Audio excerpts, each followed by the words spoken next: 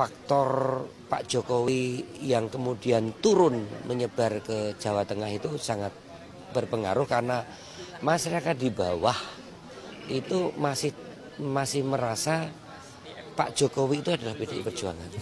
Jadi MVP di pilkada kali ini namanya Joko Widodo. Suka nggak suka nih sama Jokowi, skill politik doi emang legendaris. Ini kalau di bola levelnya setara Johan Cruyff. Khusus di Jawa Tengah dan Solo, karena saya ada di sana, pengaruh elektoralnya endorse dari Pak Jokowi juga tidak terlalu ngefek gitu ya. Jadi rakyat sekarang udah mulai pintar, mulai melihat jernih siapa yang akan dipilih. H+2 atau H+3 setelah pilkada sudah muncul beberapa hasil quick count dari beberapa lembaga survei yang menunjukkan prediksi sementara yang mendekati dari real count nanti KPU setelah rekapitulasi berjenjang. Di daerah-daerah mana saja, siapa pemenangnya yang bercokol di sana, partai apa mereka sudah mulai kita baca. Dan di Jawa Tengah ada cerita sedih tapi saya ketawa. Ini gak baik ya. PDIP terusir dari Jawa Tengah. Banteng disembelih di kandangnya sendiri. Kemudian orang-orang mulai meraba-raba, mulai memprediksi dan orang-orang PDIP mulai bermuhasabah gitu. Ini berkaca istilahnya ya. Apa yang salah dari Banteng di Jawa Tengah gitu. Ada satu prediksi yang ternyata kalau saya dengar-dengar, saya ulangi lagi kalimatnya, itu masih terkesan songong dan sombong. Arya Bima itu mengatakan kekalahan Banteng di Jawa Tengah, orang-orang Jawa Tengah lebih memilih mendengarkan Joko Widodo dan siapa yang didukung Jokowi. Alasan dari Arya Bima adalah karena orang-orang di Jawa Tengah masih belum tahu kalau Jokowi dan PDIP itu sudah pisah jalan. Ada banyak orang yang masih menganggap Jokowi itu masih PDIP, makanya mereka masih mau mendengarkan. Kok bisa alasan seperti ini?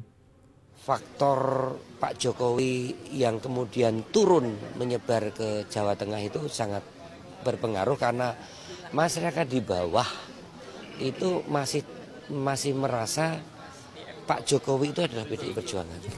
Jadi di bawah ada kecenderungan dengan dukungan Pak Jokowi yang terbuka mendukung Pak Lutfi dan Pak Taj Yassin, itu juga mengkaburkan para simpatisan kita di level bawah, terutama di daerah pedesaan.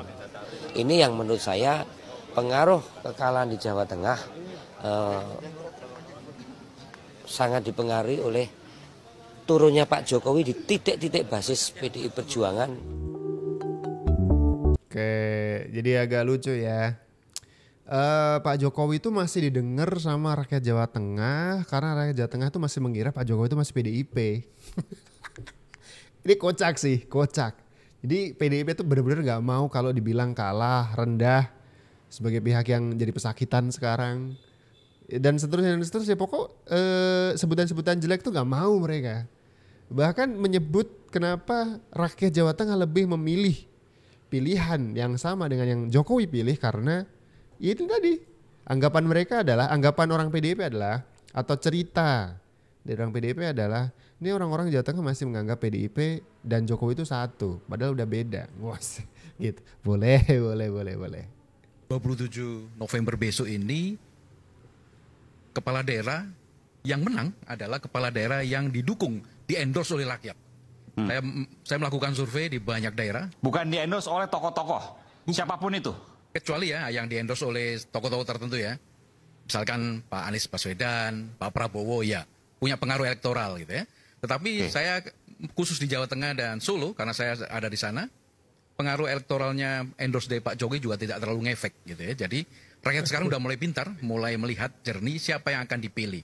Dan saya hingga ke survei ke Bovendigul di Papua. Ya di Papua, itu juga menunjukkan bahwa yang dirindukan oleh rakyat itu adalah pemimpin yang memang bisa mendengar rakyat dan mereka bisa belajar dari 10 tahun kemarin gitu ya. Siapa pemimpin yang memang benar-benar bekerja dan mana yang pura-pura bekerja. Sumber informasi dari mana kalau di Bovendigul itu? Bovendigul karena saya turun langsung. Iya. Sumber informasi mereka dari mana? Dari rakyat, karena mereka dari tetangga misalnya atau apa misalnya? Karena sebagian besar di Bovendigul ada transmigran, ada warga penduduk asli. Media sosial juga mungkin?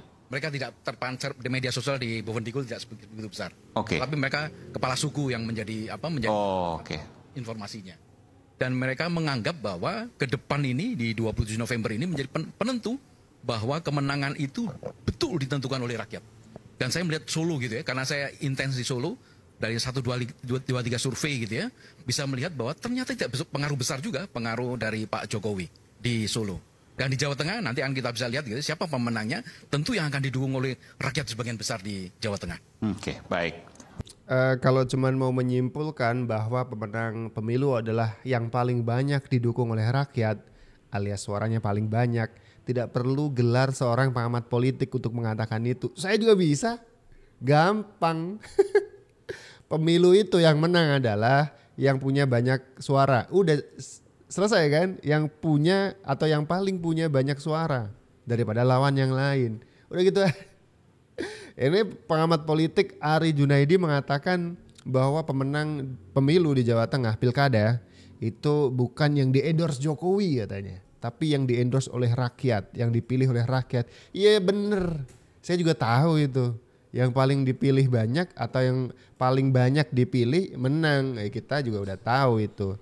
Tapi kalimat Anda yang menyebutkan bahwa Jokowi tidak endorse Jokowi di Jawa Tengah tidak signifikan hasilnya.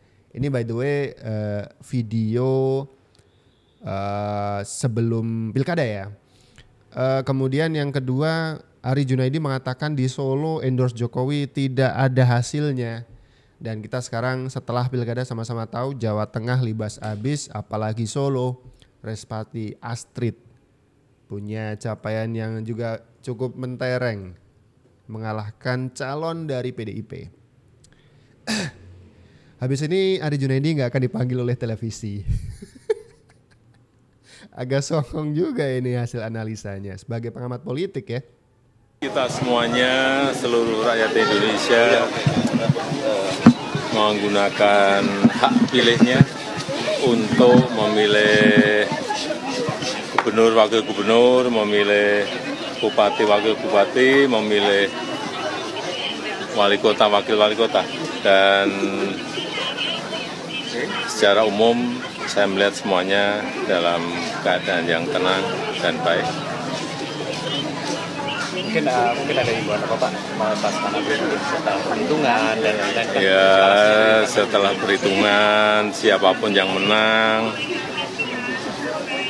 jangan jumawa, yang kalah pun juga bisa menerima karena memang kedaulatan ada di tangan rakyat. Ya.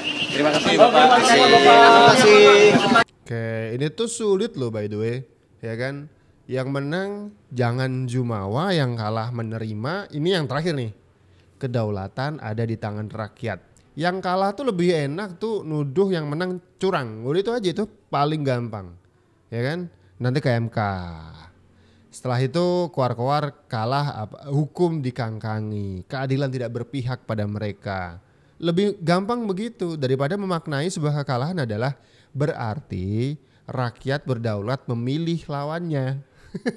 Anda nggak terlalu dipilih. Oh, itu penjelasan yang mereka sulit terima ya kan.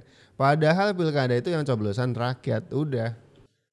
Ya lu bayangin di kandang banteng Jawa Tengah, bantengnya tumbang. Kalau di Jawa Barat kita nggak heran banteng tumbang, emang survei jelek banget. Di Jawa Timur pun ya Kofifa itu di atas angin lah. Tapi ini kita ngomongin Jawa Tengah. Di Sumut Edi kalah tapi ya itu bisa diprediksi sesuai survei. Jawa Tengah. Meskipun di Bali gagal tuh Jokowi numbangin banteng. Tapi ya nanti 2029 pasti akan dicoba lagi. Kalau di Banten itu bukan urusan Jokowi lah. Itu yang hebat Prabowo-nya. Kalau di Banten lebih tepatnya Dondasko. Kalau ngomongin siapa yang paling amsyong di pilkada kali ini. Menurut gua ada dua partai. PDI sama PKS. PDI ini di level gubernur banyak tumbang. Meskipun kalau ngomongin wali kota bupati masih banyak menang ya. Tapi ya kalah di Jawa Tengah itu pedih banget sih. Berat banget. Nah kalau ngomongin PKS menurut gue ini yang paling amsyong. Bayangin di Jawa Barat suara presiden PKS sama Saiku gak nyampe 20%. Ini kan Jawa Barat kandang PKS. di Sumatera Barat masih menang karena incumbent. Tapi level wali kotanya seorang Chef Iqbal kalah. Ini kita ngomongin Chef Iqbal nih. Ini politisi PKS, kader PKS yang ngetop banget. Debat jago, terkenal masih kalah. Bahkan yang gue lebih kaget lagi, di Depok dan di NTB. Di NTB Pak Zul gue kira akan menang mudah. Pak Zul nih, ini Pak Zul orang top ini. Kaget. Dan gue percaya ini Pilkada 2024, ini momen awal Pilpres 2029, ini momen awal ini sekarang nih. Jokowi meskipun gak punya partai, sekarang ini megang Jawa Tengah. Ini kekuatan buat Pilpres nanti. Ya sekarang PDI sama PKS ya mesti bebenah habis-habisan. MVP di Pilkada. Oke, udah saya sepakat sih. Kurang lebih saya sepakat. Dan saya juga sepakat kalau yang paling amsyong di Pilkada 2024 adalah PDIP dan juga PKS. PKS tuh kayak apa ya? Kayak anak labil, ABG labil yang kemudian nggak tegas dari awal mau kemana gitu. Kalau misalkan dari awal tuh mau meninggalkan Anies, harusnya itu lebih nge-branding partainya tuh lebih jelas dari awal. Tiba-tiba ngelepas Anies kan di detik akhir, mau tuh gabung ke Kim Plus begitu. Atau kalau sekalian mau majuin Anies, syarat-syarat Anies diterima aja sekalian. Udah tahu Anies tuh banyak syaratnya. Malah ngasih syarat juga, ngasih deadline lagi ke Anies. Ya Anies mana mau. Dia kan cuma terima jadi gitu, mana mau dia kerja ya kan. Nah ini yang amsong itu, dua itu PDIP dan juga PKS begitu. Tapi PDIP masih dapat Jakarta lumayan lah ya. Dan juga Bali. Bali mah agak susah kalau Bali. Tapi Jakarta oke lah. Ya, yang banyak yang telepon. Tapi sudah yang kemarin sampai tadi sampai jam berapa tadi malam yang telepon? Jam 10 Pak. Jam 10 Pak. Ya, telepon aja, komunikasi kan tidak harus bertemu. Apa Pak? Mengucapkan terima kasih mungkin atau apa Pak? Loh, saya yang mengucapkan selamat karena menang. Ada pesan nggak Pak, kan meskipun sudah keluar hasil quick count? Yang menang tetap rendah hati, jangan jumawa. Yang kalah pun nanti 5 tahun yang akan datang masih ada kesempatan untuk ikut lagi. Saya kira ya itulah kematangan kita dalam berdemokrasi. Ya. Pak Jokowi boleh sedikit spesifik, tadi Pak Lutfi kan kemari sekalian gitu ya. Ada mungkin pesan-pesan yang disampaikan ke Pak Lutfi? Enggak ada. Apa Pak, silaturahmi saja atau gimana Pak? Enggak ada. Silaturahmi aja. Oke, baik. Terima kasih Pak Jokowi. Terima kasih semuanya. Pak, laporan Pak. Oke, ini akhirnya banyak sekali yang berterima kasih kepada Pak Jokowi karena sebelum pilkada mereka diterima dengan tangan terbuka di kediaman Pak Jokowi sampai akhirnya ada lawakan tuh. Mas Reza, Mbak Jub saya titip, itu jadi lawakan bener itu. Sampai akhirnya Panji Pragiwaksono itu nyebut Jokowi itu bikin atau buka jasa titip atau just tip. Itu kan agak lucu sekali. Tapi bukti loh, yang dititipin Jokowi kebanyakan menang. Bahkan ada yang lucu, Ramzi, tahu Ramzi kan? Yang artis itu terkenal sebagai simpatisan anak Abah. Tahu nggak? Datang juga ke kediaman Pak Jokowi minta restu. Jadi, tonton deh, coba cari tahu Ramzi nyalon di mana. Jadi Pak Jokowi itu nggak pilih-pilih, siapa aja diterima dengan tangan terbuka. Ya walaupun kalau saya prediksi ya, anak banteng ke sana diterima juga sama Pak Jokowi, nggak pilih-pilih ya kan. Tapi mungkin mereka gengsinya tinggi, anak banteng gengsinya tinggi. Kalau Jokowi nggak mau, kan begitu.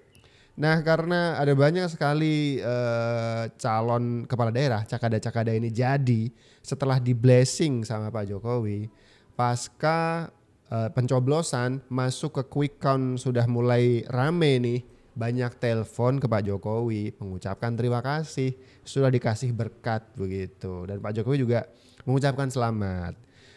Beredar di sosial media tuh kayak Kofifa, kemudian siapa lagi ya, Respati Astrid, banyak yang kemudian ditelepon Pak Lutfi gitu, itu telepon mengucapkan terima kasih dan juga gantian Pak Jokowi mengucapkan selamat sudah terpilih. Pertanyaan, apa kabar orang-orang kemarin yang mengatakan Jokowi sepele? Jokowi tidak selevel bahkan dengan kader partai. Iya, kemarin ada yang bilang begitu. Kader partai jelas tuh punya partai, berhak kampanye. Nah ini siapa Jokowi kampanye? Punya partai juga enggak? Kemarin juga ada yang bilang begini, kalau Ibu Megawati kampanye maklum ketua umum, ya kan?